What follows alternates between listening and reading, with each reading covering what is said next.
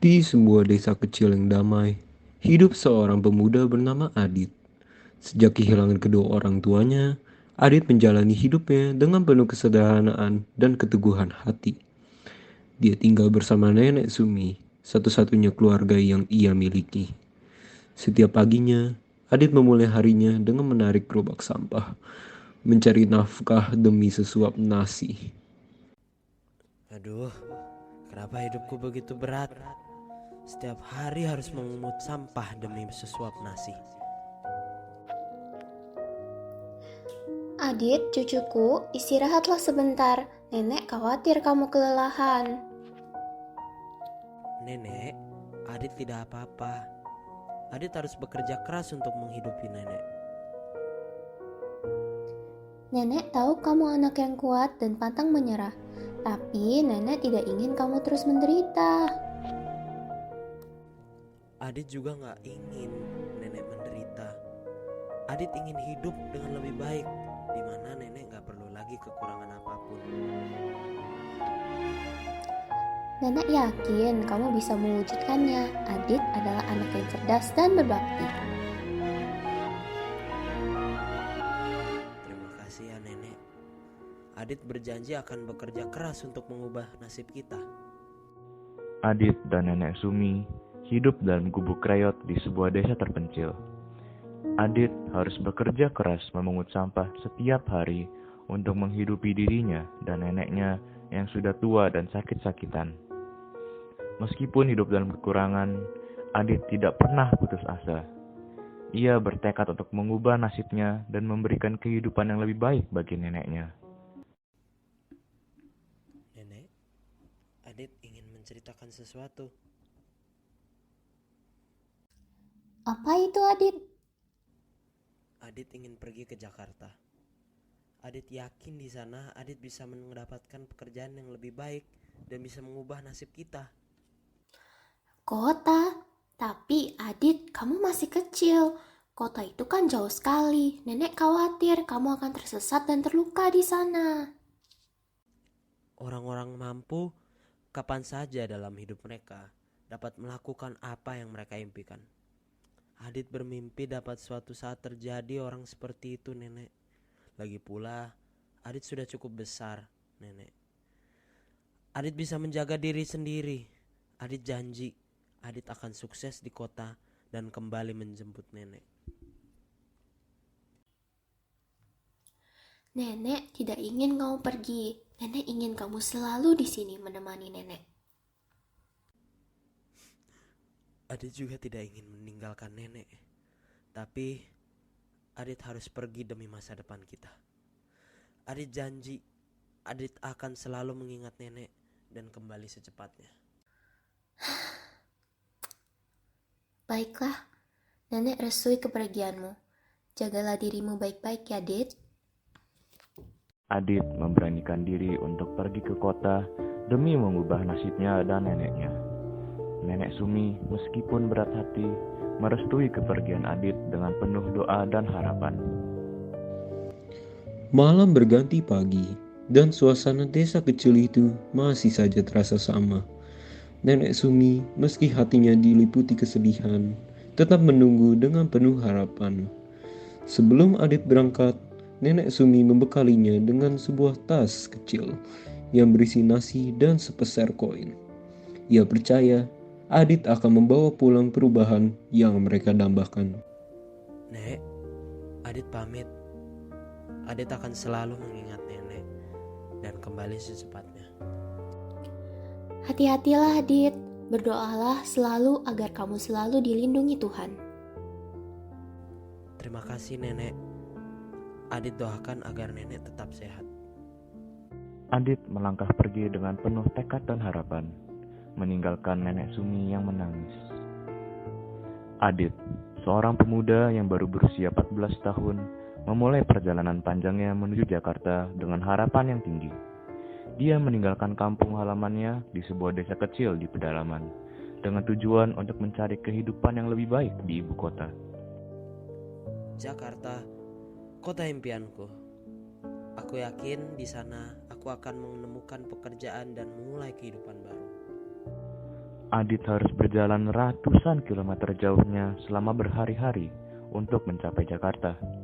Selama perjalanan, ia mengalami banyak kesulitan. Dia kehabisan makanan dan air, dan harus mengandalkan apa yang ditemukan di sepanjang jalan untuk bertahan hidup.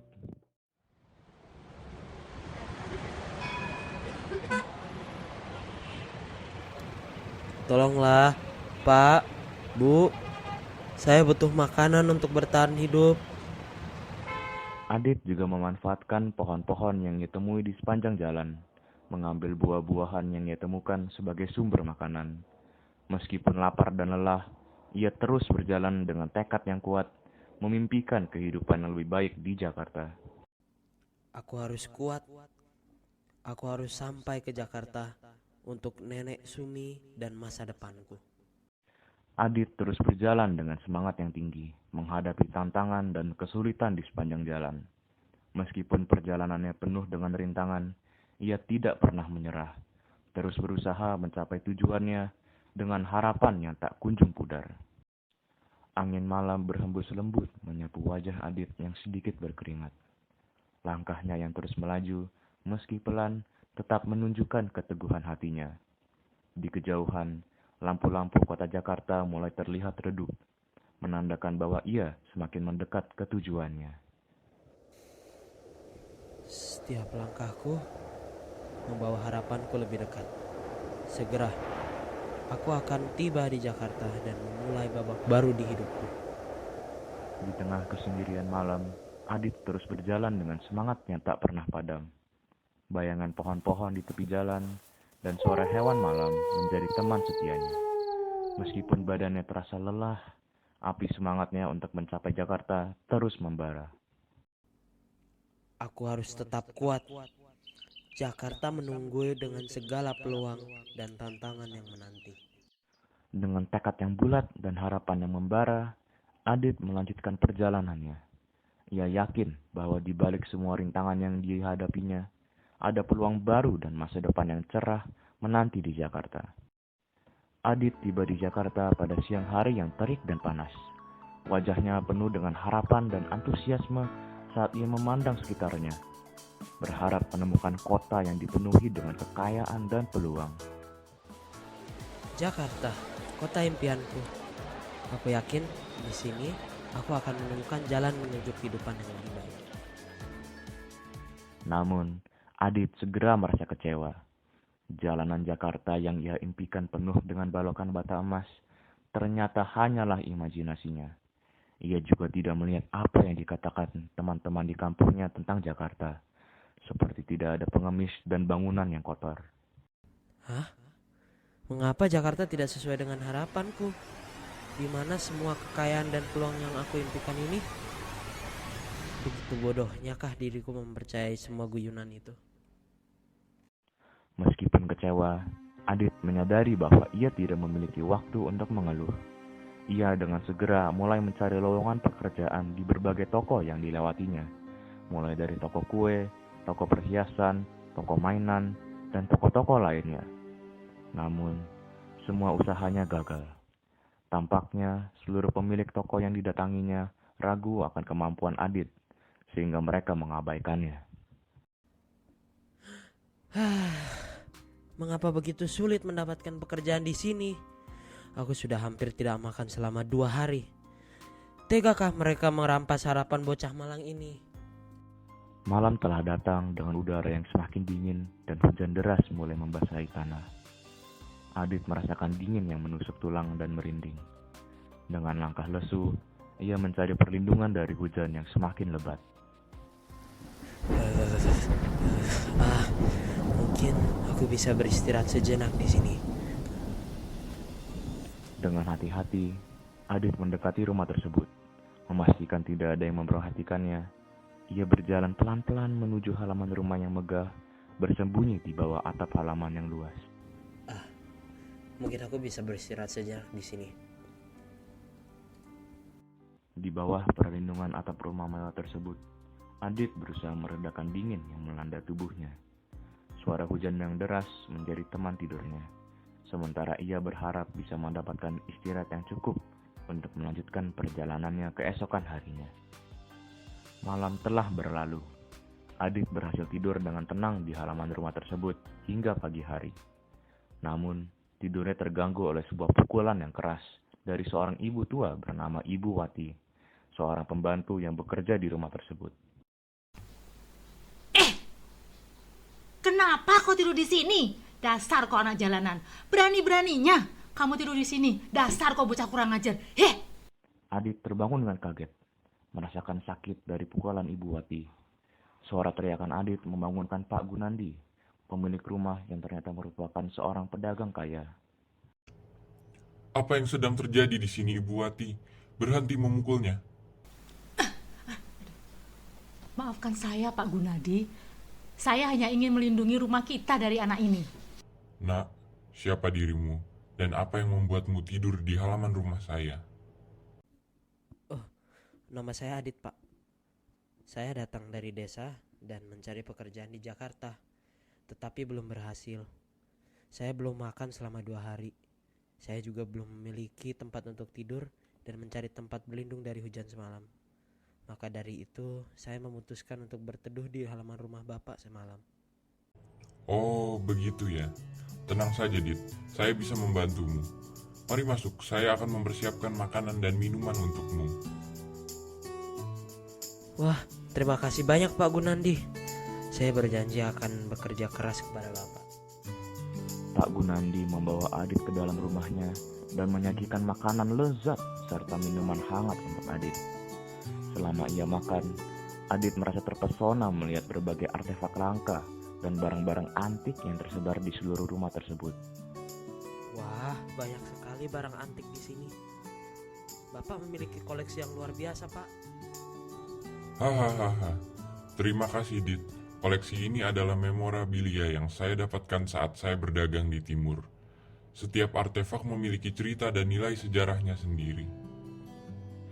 Setelah mengelilingi rumah dan mengagumi koleksi Pak Gunandi, Adit dihantarkan ke sebuah kamar kosong di loteng.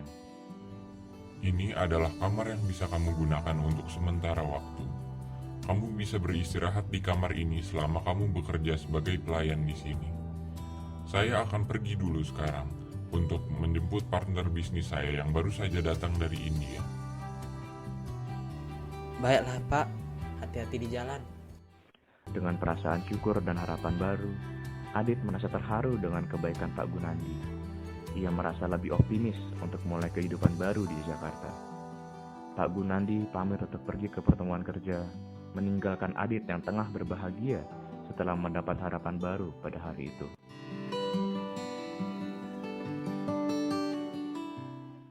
Adit terus bekerja keras di rumah Pak Gunandi, berusaha sebaik mungkin meskipun ia sering mendapat perlakuan kasar dari Ibu Wati, pelayan di rumah tersebut. Lihat ini Adit, kamu membiarkan lantai ini kotor. Cepat bersihkan sekarang juga. Maafkan saya, Bu Wati.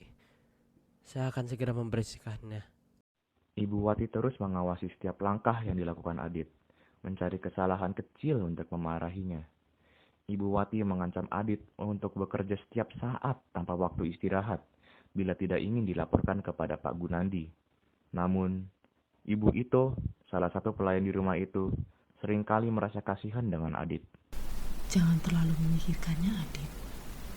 Kamu sudah bekerja dengan baik. Biarkan saja Ibu Wati.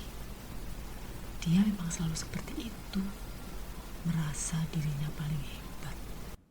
Terima kasih, Bu Ito. Saya akan tetap bekerja keras.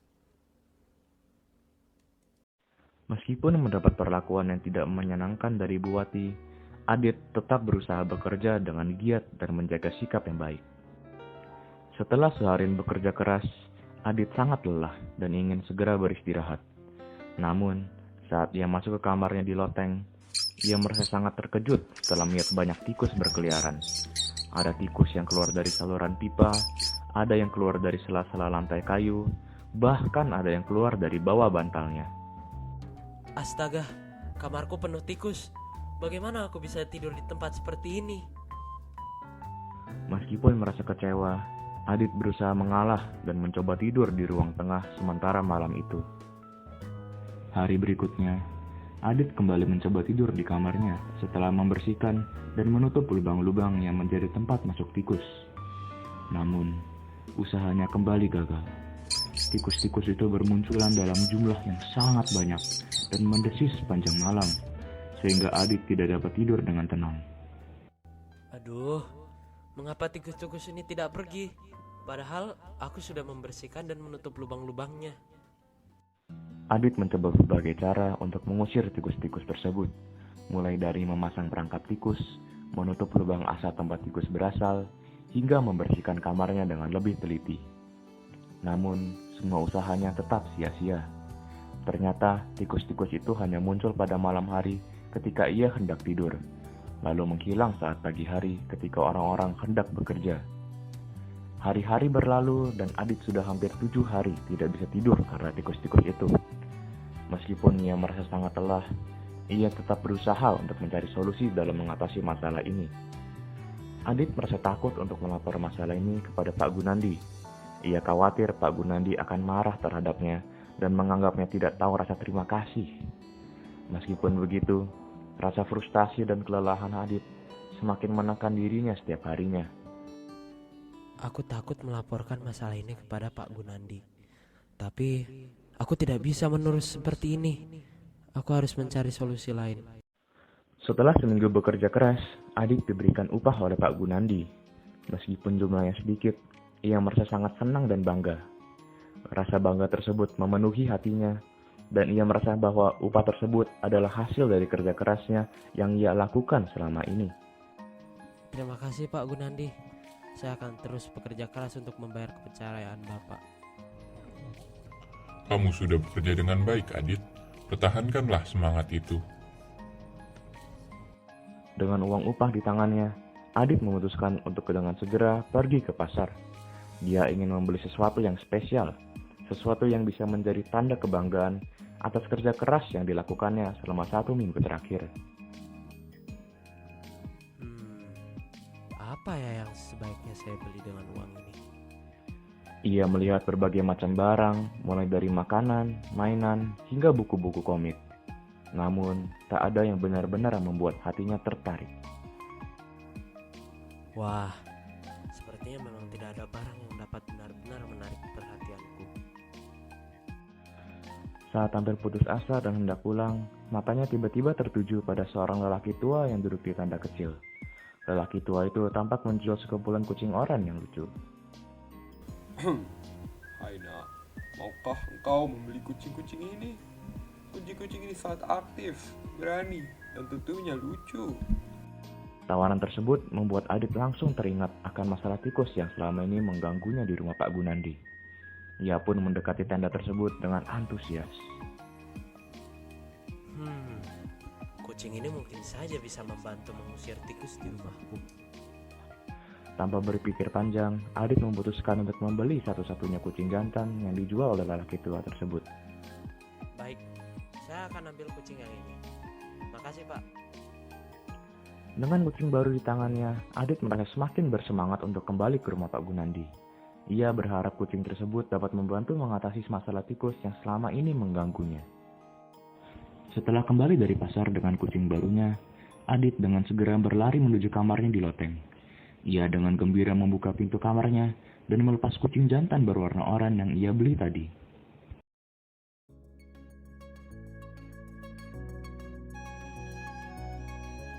Selamat datang di rumah baru, Tom. Kamu akan menjadi sahabat yang hebat.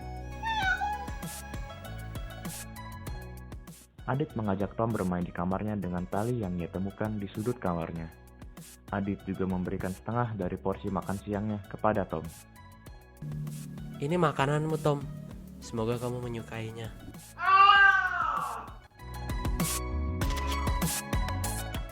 Malam harinya, Adit duduk di pojok kamarnya, menunggu tanda-tanda kehadiran tikus-tikus yang selama ini mengganggunya. Tak lama kemudian, tikus-tikus mulai muncul dari lubang-lubang mereka. Sekarang, Tom, kejar mereka. Dengan sigap, Tom berlari mengejar tikus-tikus tersebut, membuat tikus-tikus itu ketakutan dan cepat kembali ke persembunyiannya. Terima kasih, Tom. Kita bisa tidur dengan tenang sekarang. Malam berikutnya, Adit melakukan hal yang sama dan hasilnya tetap sama. Tikus-tikus itu tampak takut dan sangat cepat berlari menjauh dari Tom. Dengan bantuan Tom, Adit akhirnya bisa tidur nyenyak di kamarnya tanpa gangguan tikus. Namun, kebahagiaan Adit tidak bertahan lama ketika Ibu Wati mengetahui keberadaan kucing itu. Adit, mengapa kau bawa kucing ke sini? Kau tahu, kucing tidak boleh ada di rumah ini.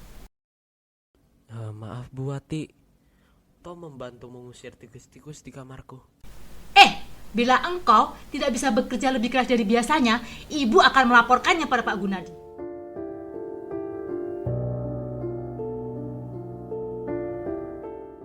Meskipun Ibu Wati semakin marah dan membuli Adit dengan semakin ekstrim, Adit tetap merasa tenang dan sabar.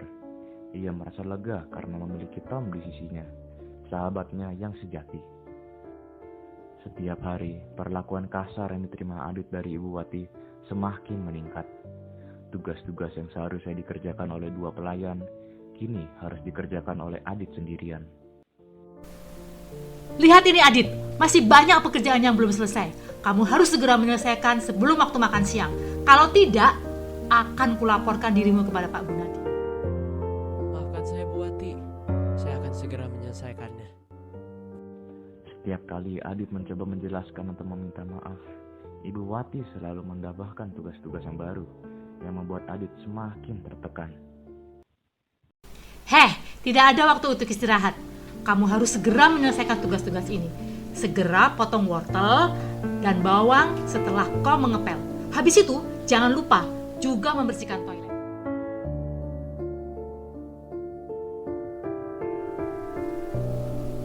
Jangan terlalu memikirkannya, Adit. Kamu sudah bekerja dengan baik.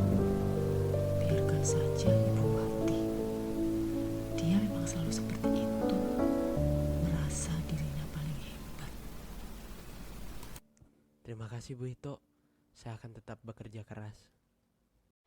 Meskipun Adit mencoba menjaga semangatnya, tekanan dari Ibu Wati membuatnya merasa semakin tertekan dan kelelahan setiap harinya. Suatu hari, Pak Gunadi mengumumkan kepada pelayannya bahwa ia akan melakukan perjalanan keliling Eropa untuk berdagang. Sebelum keberangkatannya, suasana di ruang tamu rumah mewah itu begitu ramai dengan barang-barang yang diletakkan untuk dititipkan.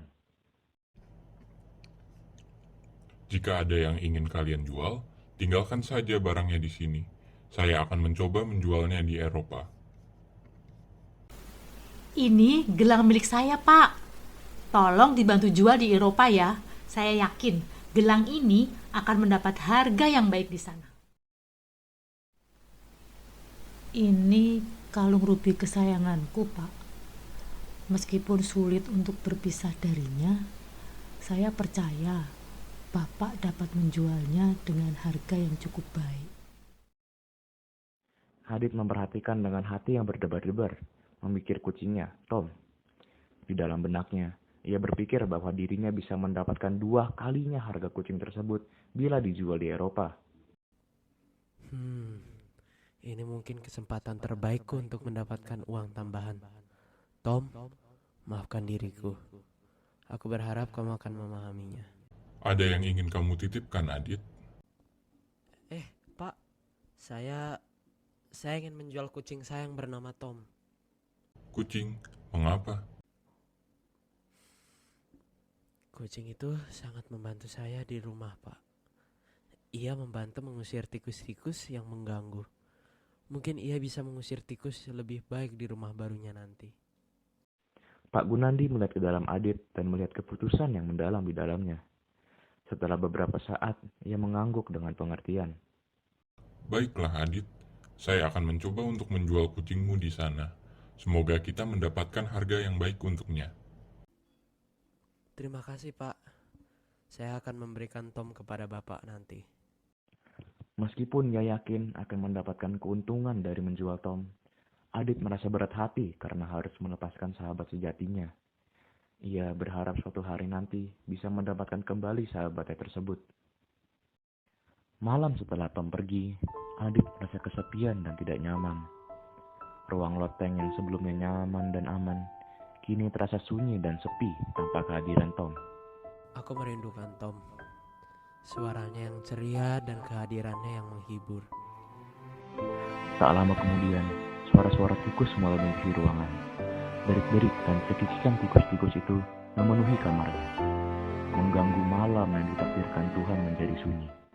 Astaga, suara tikus-tikus itu benar-benar mengganggu. Bagaimana aku bisa tidur dengan suara seperti ini? Tak hanya itu, ekspektasi berlebihan dari Ibu Wati membuat Adit semakin stres.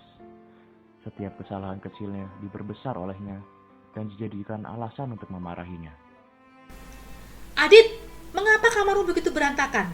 Dan mengapa ada banyak sekali suara tikus di sini? Apa yang telah kamu lakukan? Maafkan saya, Bu. Saya sudah membersihkan kamarnya, tetapi tikus-tikus itu tetap kembali setiap malam. Saya sedang mencari solusi untuk masalah ini. Kamu selalu saja membuat masalah. Aku tidak tahu kenapa Pak Gunadi mau mempekerjakan kamu. Setiap kata-kata kasar dan sikap Ibu Wati membuat Adit semakin muak akan pekerjaannya. Tanpa Tom di sisinya, ia merasa sendirian dan tidak memiliki sahabat yang bisa menghiburnya. Aku benar-benar merindukan Tom. Tanpa dia, semua terasa begitu sulit dan menyedihkan.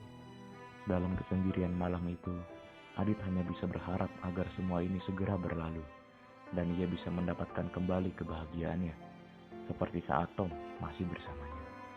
Adit merasa kelelahan setelah beberapa bulan bekerja keras tanpa henti. Bulan-bulan itu penuh dengan tekanan dari Bu Wati dan rasa kesepian tanpa Tom. Akhirnya, ia memutuskan untuk kabur secara diam-diam dari rumah tersebut, mencari pulang baru di tempat lain. Saat berjalan-jalan di gang perkebunan, Adit tiba-tiba bertemu dengan Pak Gunandi. Adit, apa yang kamu lakukan di jalanan pagi-pagi begini? Pak Gunandi, saya memutuskan untuk pergi. Saya sudah tidak tahan lagi dengan semua ini. Oh, saya mengerti perasaanmu, Adit. Tapi ada sesuatu yang ingin saya ceritakan padamu. Apa itu, Pak? Tom, kucing milikmu, telah dijual dengan harga fantastis. Seharga 50 juta rupiah kepada seorang pengusaha yang tinggal pada suatu rumah bersejarah di Italia. Tom adalah satu-satunya dagangan saya yang berhasil terjual dengan harga setinggi itu. Kucing itu berhasil menyingkirkan semua tikus di kediamannya, membuat pengusaha itu sangat senang. Benarkah, Pak? Itu sungguh luar biasa. Dan karena itulah, saya ingin memberikan seluruh uang tersebut kepadamu. Wah, terima kasih Pak Gunandi. Ini sungguh mengejutkan dan pastinya akan sangat membantu untuk diriku nantinya. Dengan uang yang diterimanya, Adit memulai bisnisnya sendiri. Dia mempelajari banyak hal dari Pak Gunandi dan akhirnya menjadi salah satu pedagang terkaya di Indonesia 20 tahun kemudian. Rumahnya bahkan juga dipenuhi dengan barang-barang antik yang langka, sama layaknya seperti rumah Pak Gunandi.